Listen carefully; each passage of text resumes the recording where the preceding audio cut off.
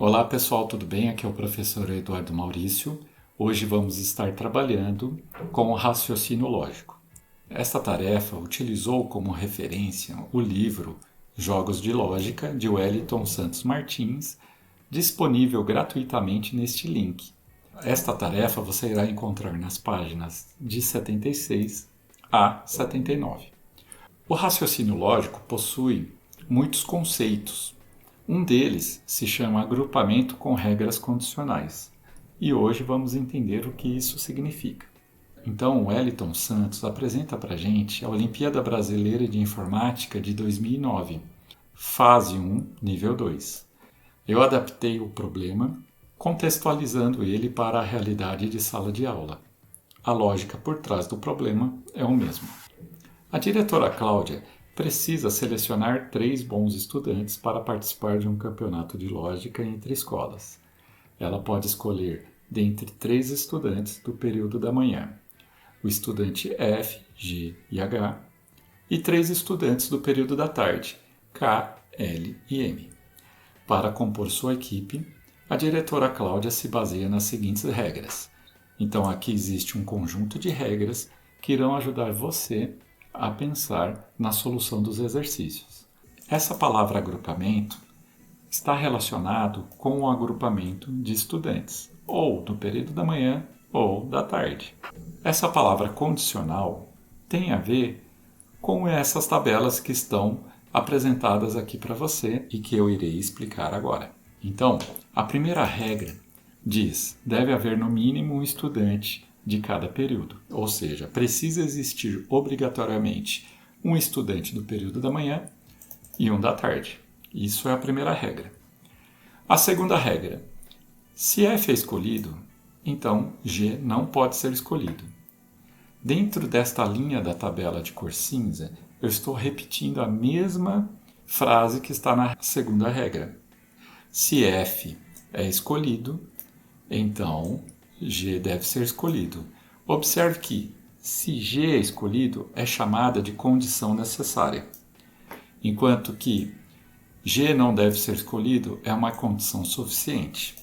Isso aqui são palavras apenas de curiosidade, mas para a gente trabalhar com os problemas ou os exercícios de raciocínio lógico, é muito importante a gente estar fazendo esboços. Então a ideia aqui é mostrar um esboço. Isto que eu estou grifando é a mesma frase que eu mencionei na segunda regra. Se F é escolhido, então G não deve ser escolhido. Perceba que eu estou cortando a letra G justamente para dizer que ele não será escolhido. Essa é a regra. No raciocínio lógico, para fazer a contrapositiva da regra, eu preciso inverter as letras e ler ao contrário. Se G for escolhido, então F não será escolhido. Então eu troco a ordem. Isso é muito importante porque quando eu leio a frase se F é escolhido, então G não deve ser escolhido, eu estou falando apenas da regra. Nada está dizendo da contrapositiva, mas a contrapositiva existe, ela não está escrita. Então, quando leio a regra, eu tenho que pensar automaticamente na existência da contrapositiva que está em oculto, tá bom? Terceira regra: se H é escolhido, então L deve ser escolhido. Então, aqui está a condição necessária: se H é escolhido, condição suficiente, então L deve ser escolhido. Vamos entender o esboço. Se H é escolhido, então L é escolhido. Qual é a contrapositiva da regra? Invertendo então as posições, se L não é escolhido, então H não é escolhido. Muito simples. Quarta regra: se L é escolhido, então H é escolhido. Então ela é muito parecida com a terceira regra, né? Essa é a condição necessária: se L é escolhido, a condição suficiente, então H deve ser escolhido.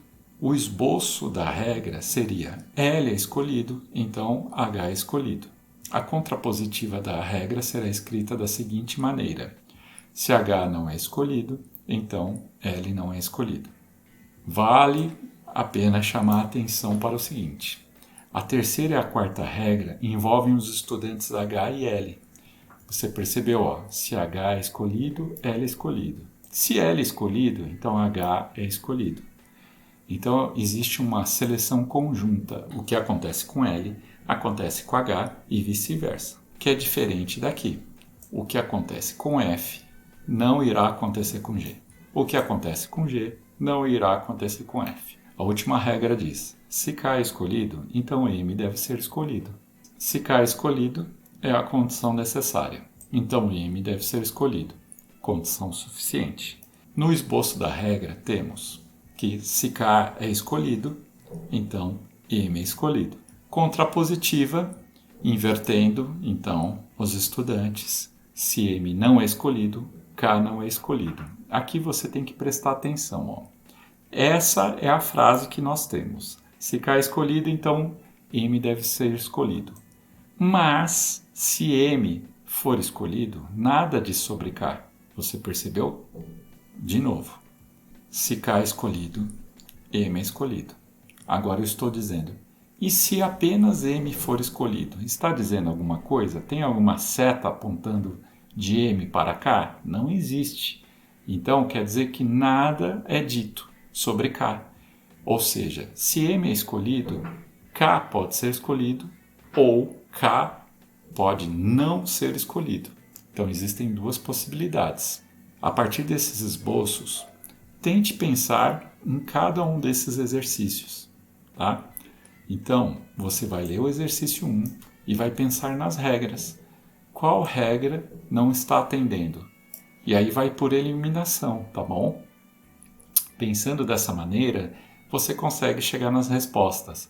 Caso tenha alguma dificuldade ou precise conferir as respostas, o gabarito está disponível aqui.